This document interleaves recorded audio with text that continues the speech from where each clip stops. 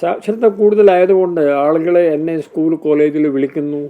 ലഹരി വസ്തുക്കളിൽ എതിരായിട്ട് ഒരു ബുക്ക് ഞാൻ എഴുതി, അത് ഹിറ്റായി, ആളുകളത് വായിക്കുന്നു. 6 എഡിഷനൊക്കെ ആയിക്കഴിഞ്ഞു. വൈക്കും മുമ്പ് ഒരു ബുക്ക് ഞാൻ എഴുതിയായിരുന്നു.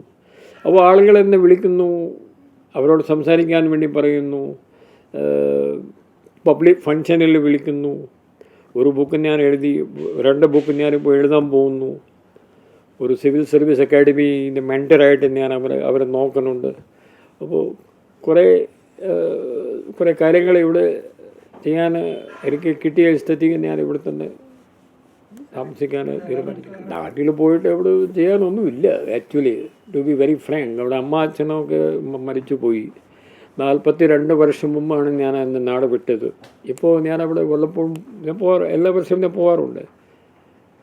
പക്ഷേ പോകുമ്പോൾ സംസാരിക്കാനും പോലെ ആളില്ല.